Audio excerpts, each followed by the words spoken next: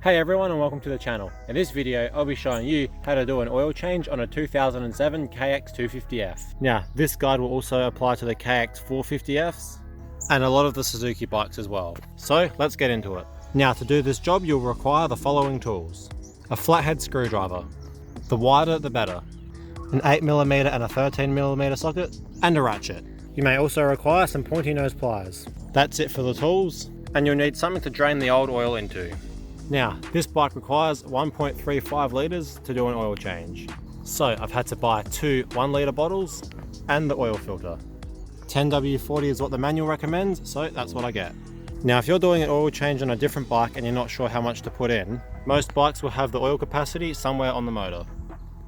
Since I'll be changing the oil and the filter, I need 1.35 litres of oil. Now, before draining the old oil, it's a good idea to warm the bike up. This will help the oil drain out better. Now, don't warm it up too much, otherwise you could burn yourself on the hot oil. Now, before you ride a bike, always make sure you wear a helmet.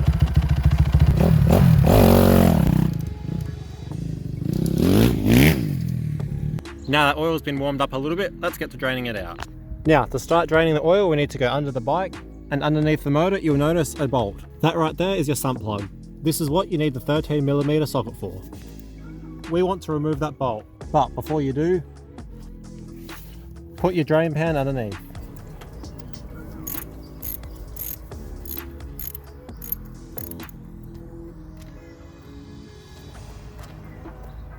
And there goes the old oil.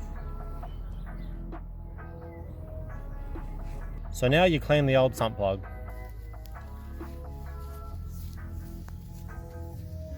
Okay, that's all cleaned up, so now I can put it aside until it's time to put it back in. Now to help that oil drain out better, we undo this plug here. This also happens to be where we put the new oil in.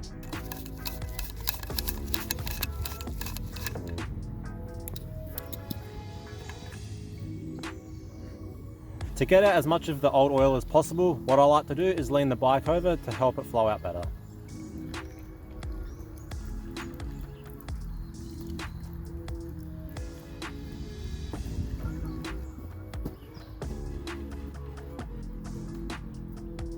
Behind this plate is our oil filter.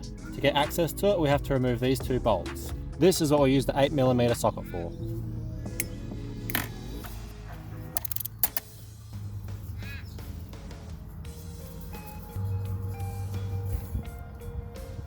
Also, make sure not to burn yourself on the exhaust. Now you may have to wedge it off with the flathead screwdriver.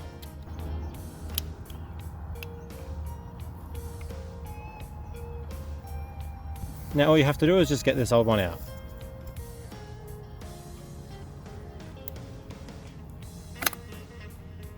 Notice how this side doesn't have a hole, whereas this one does with the rubber. It's very important this side faces inwards. I like to clean the inside, make sure it's all good before the new oil filter goes in. Now the new one can go in. Now with most oil filters, you want to put a little bit of oil on the rubber before you put it back in. Just like that. Now once again, make sure this is the side that faces inwards and this side faces outwards. And all you do is push it in. And you'll feel it slide right in there and lock in place. Now this cover goes back on.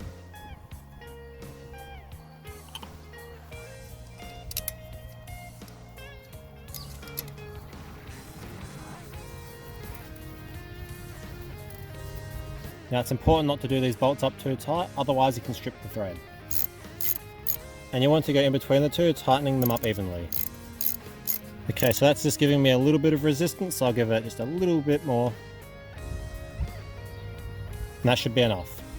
Now it's time to put the sump plug back in.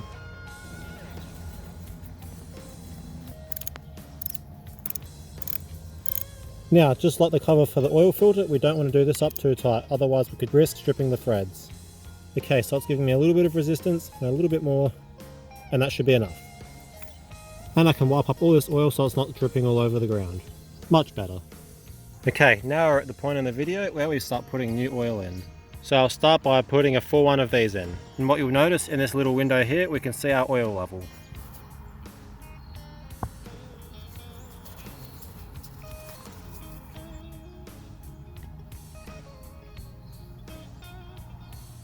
Well, there's 1 litre in, Now at this point, what I like to do is lean the bike over a little bit and try to get a gauge of where our oil level's at.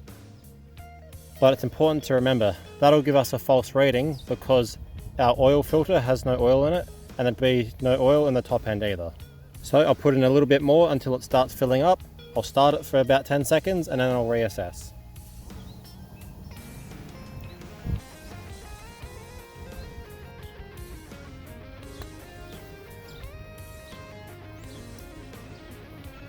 And you can see the glass is just starting to show the oil level.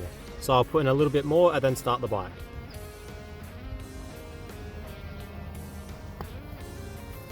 Okay, I'll put that full plug back on and start the bike.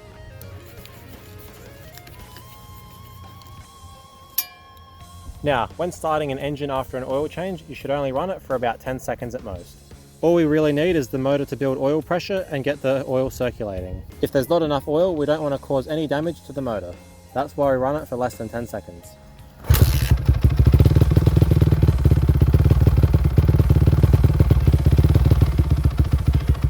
So I'll let it sit for a little bit to let that oil drain back to the bottom of the motor. Then we can recheck our oil level. Now with these bikes, it's better to overfill it than underfill it. Not that overfilling it is good, but in the event that you do, the bike will spit out the extra oil out of this tube right here. Any extra oil will come out of that hose. Now, when checking the oil level, you need to make sure the bike is level. Otherwise, you won't get an accurate reading through this viewing glass. So let's pull it over till it's level. As you can see, it still needs a little bit more oil, but we're pretty close. Okay, so that's looking pretty good. So I reckon I'll start the bike again and have another check. But before I go any further, I need to say something. I'm not sure if it's my bike specifically, but this thing seems to prefer its oil level a bit lower than this. For your bike, absolutely fill it up halfway, but when my oil level's halfway, the bike will just spit it straight out. And just like that, we're done. So I hope you enjoyed the video and learned just how easy it is to change the oil in your KX250F. Please consider liking and subscribing.